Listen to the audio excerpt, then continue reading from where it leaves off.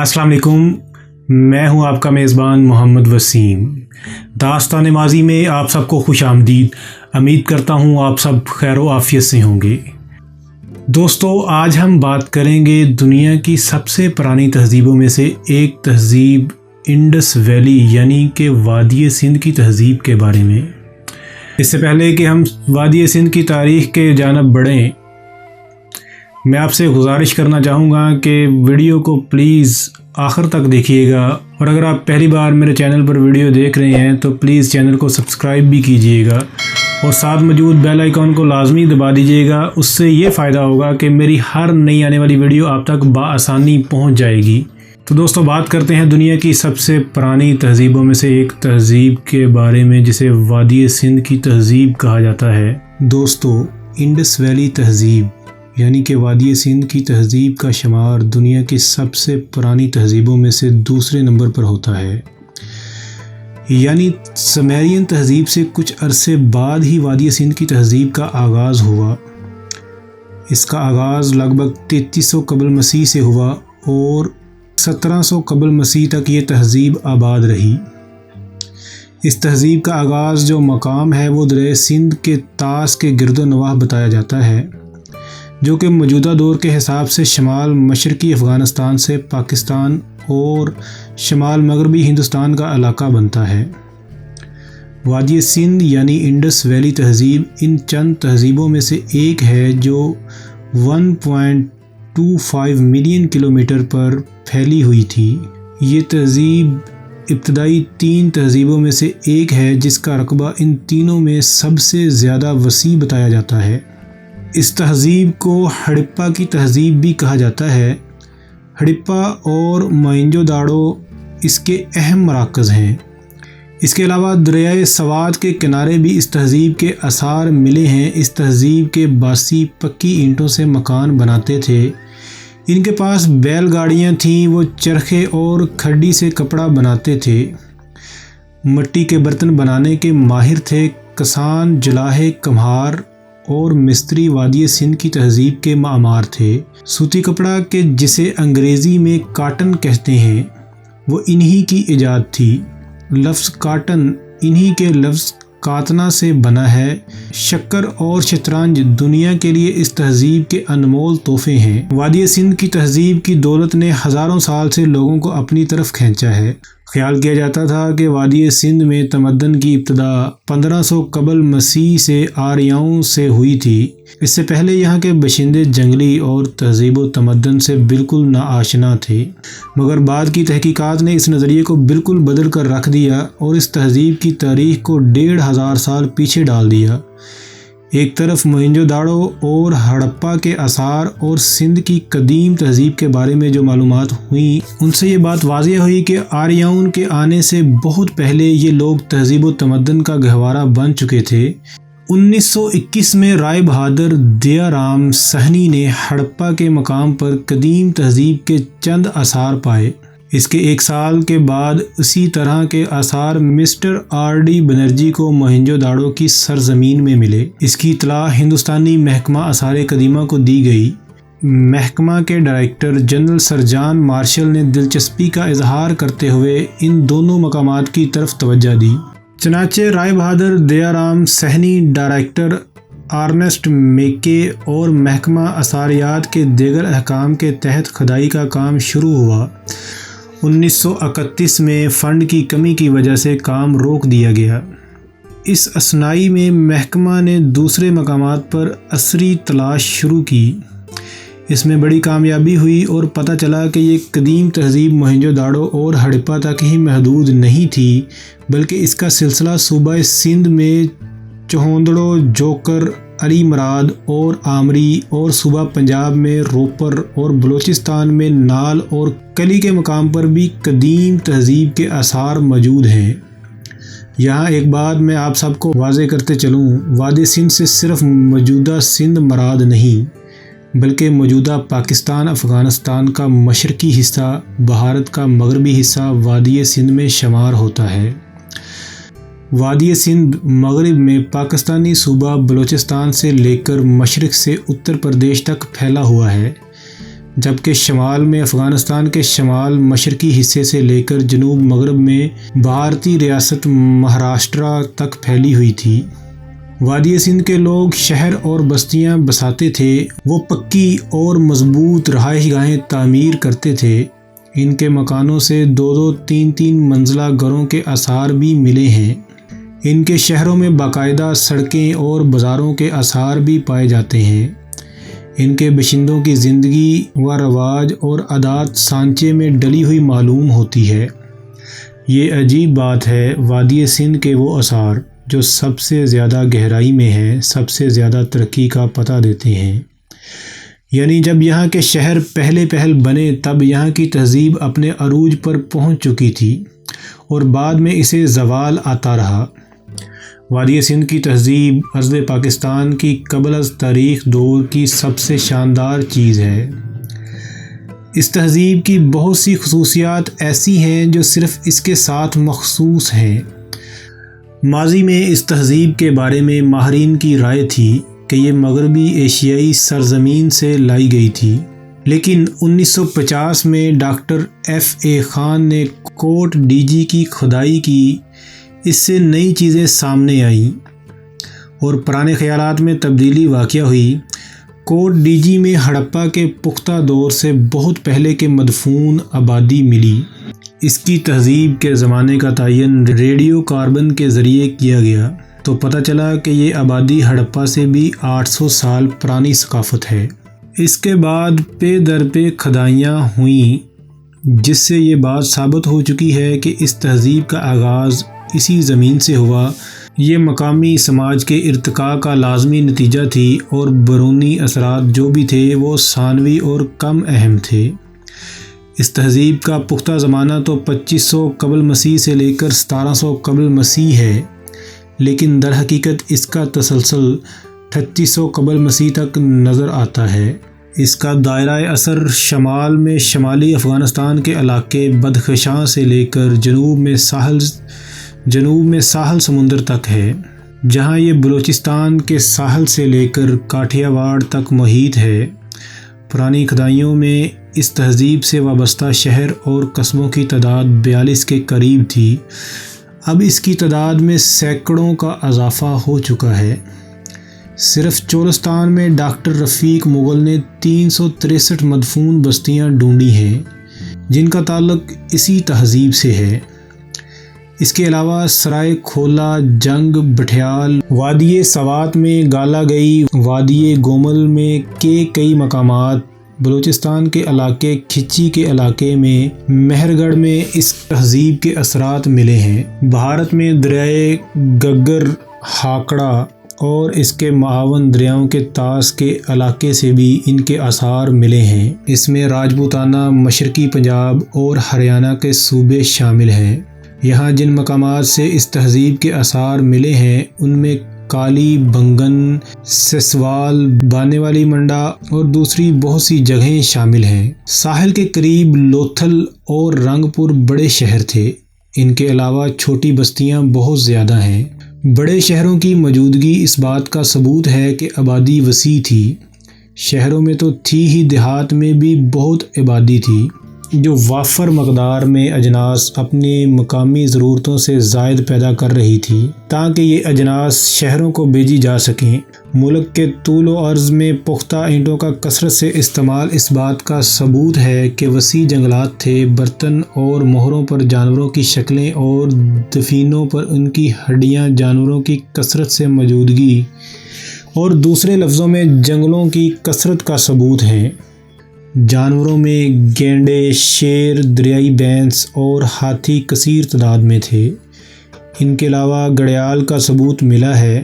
ریچھ کی بعض نسلیں، بندر، گلہری اور طوطا بھی ملا ہے۔ بارہ سنگا اور ہرن بھی ملے ہیں۔ اس تہذیب کے نمایاں شہر موہنجو داڑو، ہڑپا کے علاوہ چنہودڑو، ستکگندڑو، بالاکوٹ، سوتکا، کوہ دم، مزینہ دم، سیاہ دم، جائی، علی مراد، گنویری والا اور متعدد شہر شامل ہیں۔ ان تمام علاقوں میں پھیلا وسیع رقبہ جسے اب ماہرین آثار عظیم تر وادی سندھ کہتے ہیں، ثقافتی لحاظ سے آپس میں مکمل یکسانی رکھتا ہے۔ ان کے برتن جو مٹی سے بنے تھے بالکل ایک جیسے ہیں، جو تھوک پیداوار کا نتیجہ ہیں۔ مکانات باقاعدہ نقشوں اور پختہ اینٹوں سے بنے تھے۔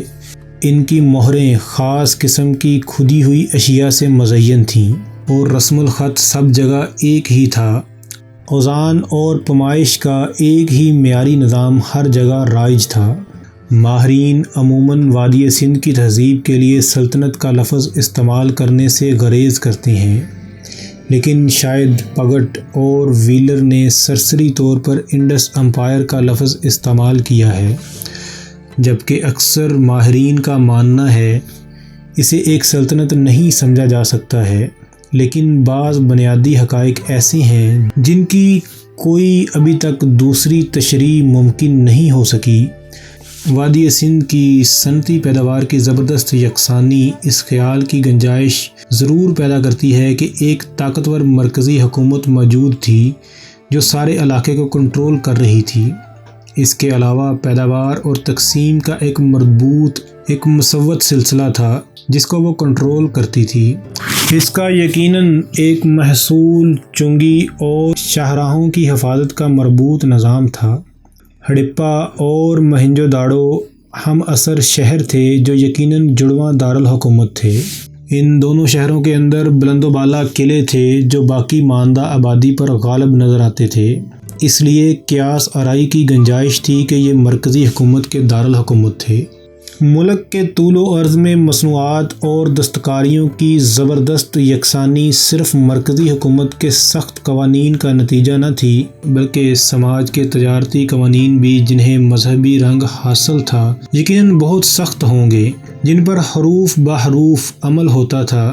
ہر علاقے میں اذان یکساں تھے، کانسی کی کلہاڑی کی بناوٹ اور بالے کی شکل ایک سی تھی، اینٹوں کا سائز، مکانوں کا نقشہ، بڑی گلیوں کی ترتیب، الغرض پورے شہر کی ٹاؤن پلاننگ ایک سی تھی۔ اس پر مستزاد یہ کہ صدیوں تک پرانی عمارتوں پر نئی عمارتیں ہو بہو ویسی کی ویسی بنتی رہیں۔ ایک گھر کی خارجی چار دیواری کئی صدیوں تک نہیں بدلی تھی۔ اس کا مطلب ہے حکمران اور محکوم دونوں طبقات تبدیلی کی ضرورت محسوس نہیں کرتے تھے۔ کاریگر لوگ ذات پات کے بندھنوں میں جکڑے ہوئے نسل در نسل ایک ہی کام کرتے چلے آ رہے تھے، اور کچھ ایسا ہی حال اونچے طبقات کا تھا۔ وادی سندھ کی یکسانی زمان اور مکان میں ایک جیسی شدت تھی۔ ایک طرف یہ بلوچستان سے لے کر پنجاب اور خیبر پختون تک یکساں ہے، دوسری طرف 1300 سال کے عرصے پر محیط جب تک یہ تہذیب زندہ رہی اس کی تفصیلات میں فرق نہیں آیا۔ موہنجو داڑو میں کل 9 رہائشی پرتیں نکالی گئیں، ان میں کئی جگہ سیلاب کی تباہ کاریوں کا ثبوت ملتا ہے، لیکن ان متفرق ادوار کی مادی ثقافت میں ذرا فرق نہیں ملتا۔ نہ زبان بدلی نہ رسم الخط۔ ایک ایسی زمین پر جس میں زبان نے متعدد شکلیں اختیار کی ہیں اور رسم الخط بار بار یکسر تبدیل ہوا ہے، اس میں ایک ہی رسم الخط کا تسلسل اس کے ٹھہراؤ کا بڑا ثبوت ہے۔ ایک طرف تو ان کے عقاد اور سمیر سے تعلقات تھے، دوسری طرف 1300 سال تک انہوں نے عقاد اور سمیر سے بدلتے ہوئے صنعتی طریقوں سے کچھ نہیں سیکھا۔ اس کا مطلب ہے کہ ٹھہراؤ کی وجوہات اندرونی اور بہت مضبوط تھیں اور بیرونی اثرات کمزور تھے۔ کوسمبی مزید کہتے ہیں کہ اس تہذیب میں پھیلاؤ کا فقدان تھا، یعنی دریائے سندھ اور اس کے معاون دریاؤں کے کنارے شہر آباد تھے، باقی تمام آبادی چھوٹے چھوٹے گاؤں پر مشتمل تھی، اور یہ تہذیب وادی گنگو جمن اور خانقاہ دکن کی طرف نہیں گئی۔ بات اگر کریں وادی سندھ یعنی انڈس ویلی میں تجارت کے حوالے سے، تو وادی سندھ میں کپاس کی بھی کاشت کی جاتی تھی، جس کا ثبوت موہنجو داڑو سے ملا ہے، اور اس کپاس کے دھاگے سے بنے کپڑے کا ٹکڑا بھی وہیں سے ملا ہے، جس پر سرخ اور مجٹھی رنگ چڑھایا گیا تھا۔ آج بھی سندھی اجرک کے یہ مخصوص رنگ ہیں۔ اس دور کے سامان تجارت کی ایک نہایت اہم شے کپاس تھی، چاہے وہ روئی کی شکل میں ہو، دھاگے کی شکل میں ہو یا کپڑے کی شکل میں۔ میسوپوٹیمیا کو یہاں کی کپاس برآمد کی جاتی تھی۔ یہاں نفیس اون والی بکریاں پائی جاتی تھیں جن سے شالیں بنائی جاتی تھیں۔ میسوپوٹیمیا جو وادی دجلہ و فرات کی تہذیب تھی، اس کے وادی سندھ سے تجارتی تعلقات تھے۔ فنون دستکاریوں کا تبادلہ ہوتا تھا۔ اس کے نتیجے میں وادی سندھ کی تہذیب کے اثرات جمدت نظر کے زمانے کی تصویروں میں نظر آتے ہیں۔ مثلاً ایک جگہ بیل کے جسم پر ہاتھی کی سونڈ لگی ہے، یہ خالص وادی سندھ کی تصویر ہے۔ تانبا بلوچستان اور راجستھان سے حاصل کیا جاتا تھا اور کلی یعنی ٹن مقامی چیز نہیں تھی، یہ یقیناً برآمد کی جاتی ہوگی۔ سونے اور چاندی کے زیورات استعمال ہوتے تھے، چاندی کے کچھ برتن بھی ملے ہیں۔ خیال کیا جاتا ہے کہ سونا میسور، قندھار اور ایرانی شہروں سے درآمد کیا جاتا تھا اور چاندی اجمیر اور جنوبی ہند میں سکے کے ساتھ مدغم تھی، اور افغانستان و ایران میں تو وافر تھی جہاں سے یہ درآمد ہوتی ہوگی۔ لاجورد، یشب و یاقوت بھی زیوروں میں استعمال ہوتے تھے۔ لاجورد بدخشاں افغانستان میں عام تھا۔ بدخشاں کا علاقہ سندھ کی تہذیب کے دائرے میں تھا اور وہاں سے یہ پتھر لا کر ان کے زیورات بنائے جاتے تھے۔ چنہودڑوں میں لاجورد خام شکل میں ملا ہے جس سے منکے بنائے جاتے تھے۔ زمرد شاید خراسان ایران سے لایا جاتا تھا اور یشب ترکستان یا برما سے درآمد ہوتا تھا۔ یشب مقامی پتھر نہ تھا۔ موہنجو داڑو سے ایک یشب کی 4.5 انچ کی پیالی ملی ہے، ہو سکتا ہے یہ چین سے آتا ہو جہاں اس کے برتن بنانے کا رواج تھا۔ یاقوت ہیراپور الہ آباد بھارت سے آتا تھا، یہ جگہ دریائے سندھ سے 400 میل دور ہے اور سنگ مرمر مقامی چیز تھا۔ وادی سندھ سے جو چیزیں میسوپوٹیمیا جاتی تھیں ان میں تانبا، ہاتھی دانت، بندر، موتی شامل تھے۔ ہاتھی دانت کی کنگھیاں بابلی تحریروں کے مطابق ملوہا سے منگائی جاتی تھیں۔ ملوہا کے بارے میں عام رجحان ہے کہ وہ وادی سندھ کا کوئی شہر تھا۔ کوسامبی کا خیال ہے یہ موہنجو داڑو تھا کیونکہ موہنجو داڑو سے ایسی ہی ایک کنگھی ملی ہے۔ ان کے علاوہ کپاس، سوتی دھاگا، سوتی کپڑا اور اجرک بھی برآمد ہوتی تھی۔ حیرت کی بات یہ ہے کہ وادی سندھ سے کوئی شیشے کی چیز یعنی برتن یا چوڑی وغیرہ نہیں ملی، جبکہ اس وقت کے سمیری اور مصری شیشہ بنانا جانتے تھے اور ان کے ہاں اس کا رواج تھا۔ اندرون ملک تجارت کا سب سے بڑا ذریعہ دریائی کشتیاں تھیں یا بیل گاڑیاں۔ تھوڑا بہت ثبوت اونٹ استعمال کرنے کا ملا ہے۔ موہنجو داڑو میں ایک اونٹ کا ڈھانچہ 15 فٹ گہرائی میں مدفون ملا ہے۔ وادی سندھ سے گدھے اور خچر کے استعمال کا کوئی ثبوت نہیں ملا، البتہ موہنجو داڑو سے ایک گھوڑے کا ڈھانچہ ملا ہے جو اس تہذیب کے زمانہ عروج کے بعد کا ہے۔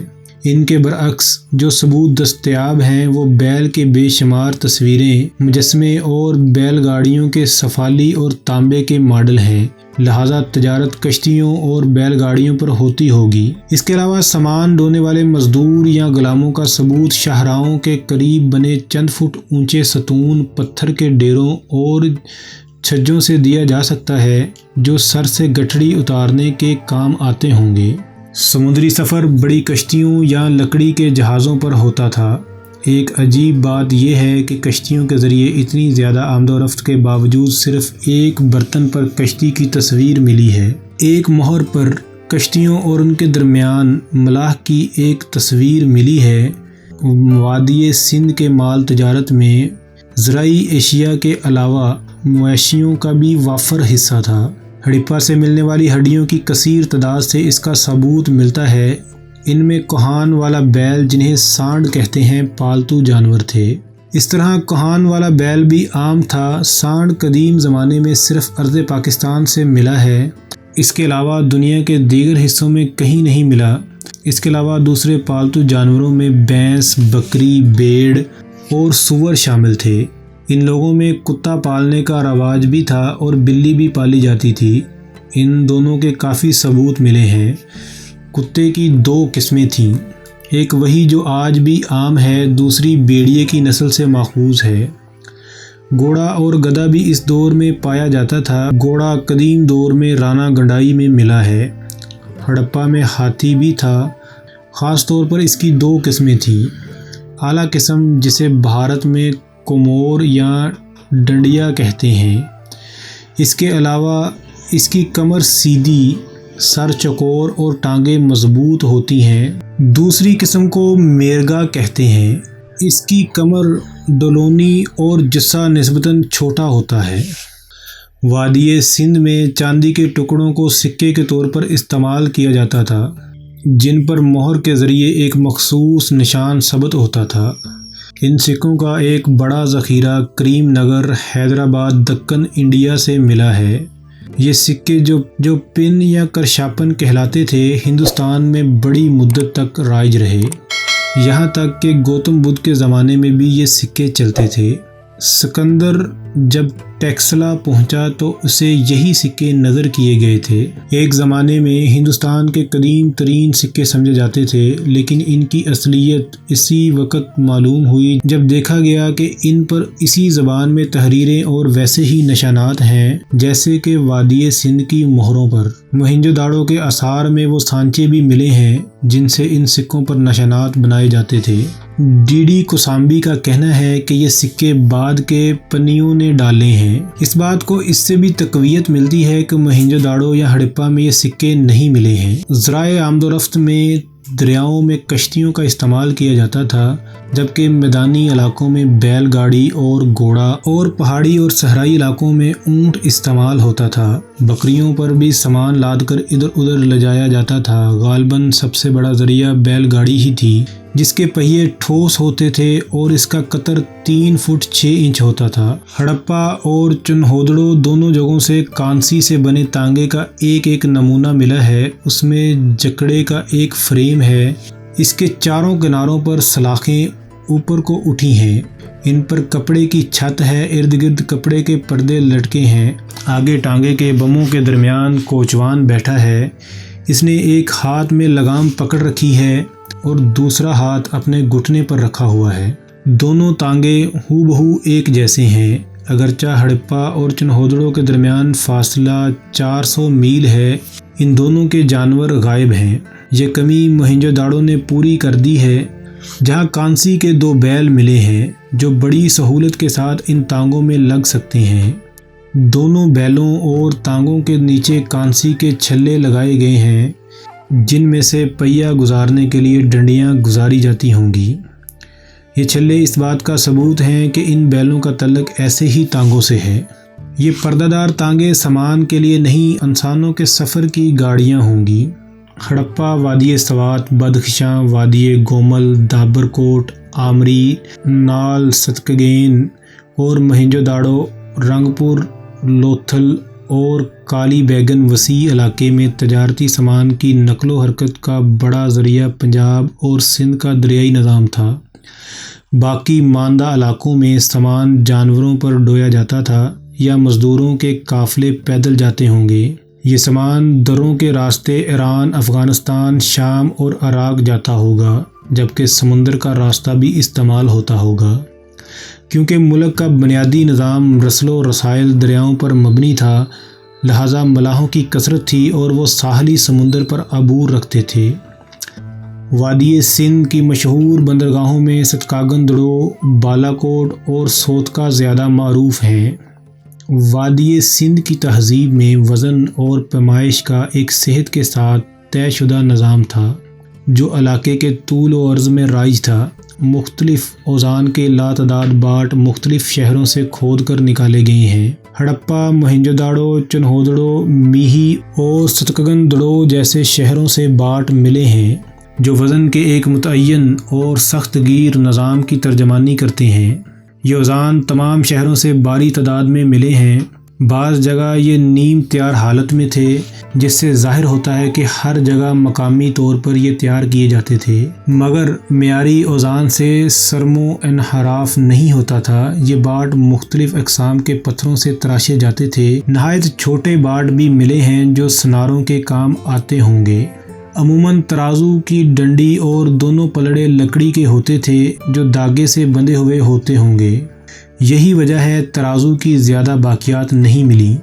بعض صورتوں میں ڈنڈیاں تانبے اور اس کے علاوہ پختہ مٹی کے بنے ہوتے تھے۔ ان میں سے کچھ نمونے محفوظ ملے ہیں۔ موہنجو داڑو سے 7 اوزان ایسے ملے ہیں جو معیاری اوزان سے بالکل مختلف ہیں۔ ان کا ایک اپنا اندرونی تناسب ہے، لیکن اور کہیں سے دستیاب نہ ہونے کے باعث انہیں غیر ملکی سمجھ کر نظر انداز کیا جا سکتا ہے۔ اوزان کی طرح پیمائش کا بھی ایک صحت کے ساتھ طے شدہ نظام تھا۔ موئنجو داڑو سے گونگے سے بنایا گیا ایک پیمانہ ملا ہے جو ذرا سا ٹوٹا ہوا ہے، اس پر برابری کے نشانات لگے ہیں۔ ہر حصہ 11.32 انچ یا 33 سینٹی میٹر کے برابر ہے۔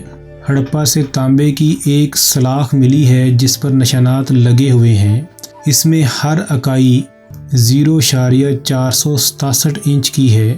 اس سے معلوم ہوتا ہے یہ دوسرا پیمانہ تھا۔ یہ دونوں پیمانے جن میں سے ایک ہاتھ اور پاؤں کے حوالے سے پہچانا جاتا ہوگا، غالباً یہ دونوں بیک وقت رہے ہوں گے، البتہ ان کا دائرہ اطلاق الگ الگ ہوں گے۔ کچھ بھی ہو، ان اوزان پیمائش کی تفصیل اور صحت سے اندازہ ہوتا ہے کہ ملک میں جیومیٹری کا علم کافی ترقی کر چکا تھا اور اس کی تعلیم کا بھی کوئی نہ کوئی سلسلہ موجود تھا۔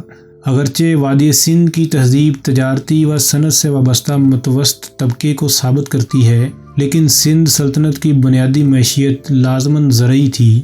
بڑی اجناس گندم اور جوار تھیں۔ گندم پتھر کے کھرل میں پتھر ہی کے موصل سے پیسی جاتی تھی اور جو لکڑی کی اوکھلی میں لکڑی ہی کے موصل سے جڑے جاتے تھے۔ مٹر، خربوزے اور تل بھی ہوتے تھے کیونکہ ان کے بیج ہڑپا سے ملے ہیں۔ موئنجو داڑو میں کچھ پتھر کی کھجوریں اور پتھراہی گٹھلیاں ملی ہیں۔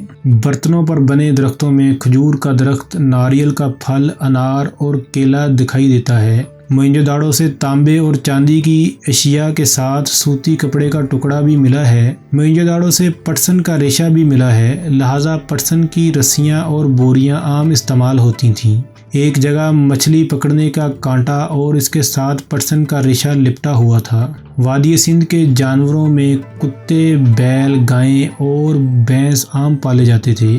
بعض جگہوں پر سور کی ہڈیاں بھی ملی ہیں اور اس کے علاوہ گھوڑے بھی، گدھے اور کھچر کو بھی شامل سمجھنا چاہیے۔ چنہودڑوں سے ایک اینٹ ملی ہے جس پر بلی کے پاؤں کے نشانات ہیں اور اس کے پیچھے قدرے ایک کتے کے پاؤں کے نشانات ہیں۔ یہ دونوں آگے پیچھے بھاگ رہے تھے جب کچی اینٹ پر ان کے پاؤں آئے تو دونوں کے دباؤ اور زاویوں سے ان کی رفتار کا تخمینہ لگایا جا سکتا ہے۔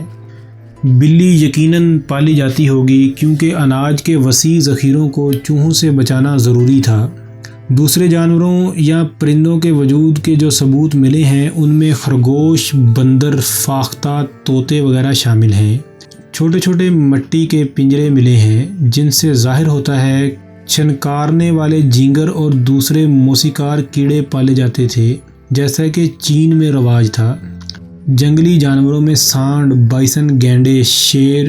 کچھ مورخین کا خیال ہے انڈس ویلی کی تہذیب اس زمانے میں باندھے گئے ڈیم کی ناپختگی کی وجہ سے برباد ہوئی، جبکہ کچھ یہ بھی قیاس کرتے ہیں کہ چونکہ یہ تہذیب دریا کے کنارے ہی آباد تھی اور ان کا خوراک کا زیادہ تر انحصار زراعت پر مشتمل تھا، تو دریا کے رخ بدلنے کی وجہ سے ان کو سوکھے کا سامنا کرنا پڑا جو کہ بعد ازاں قحط میں بدل گیا۔ نیز یہ بھی ایک اندازہ پیش کیا گیا ہے کہ انڈس ویلی تہذیب کے لوگ نقل مکانی پہ خاص یقین نہ رکھتے تھے اور قحط کی صورت میں وہیں موجود رہے اور اس طرح تباہی کا شکار ہوئے۔ دوستو، یہ تھی وادی سندھ یعنی انڈس ویلی کی داستان۔ کمنٹ سیکشن میں لازمی بتائیے گا کہ آپ کو یہ داستان کیسی لگی۔ اگر آپ کو یہ داستان اچھی لگی تو اسے اپنے دوستوں کے ساتھ شیئر کرنا مت بھولیے گا اور ویڈیو کو لائک بھی کیجیے گا، اور اگر آپ نے ابھی تک چینل ہمارا سبسکرائب نہیں کیا تو اسے لازمی سبسکرائب کیجیے گا تاکہ ہماری نئی آنے والی ویڈیو آپ تک بآسانی پہنچ سکے۔ اس کے ساتھ ہی اجازت چاہوں گا۔ اپنا اور اپنے پیاروں کا خیال رکھیے گا اور اپنی دعاؤں میں مجھے یاد رکھیے گا۔ اللہ حافظ۔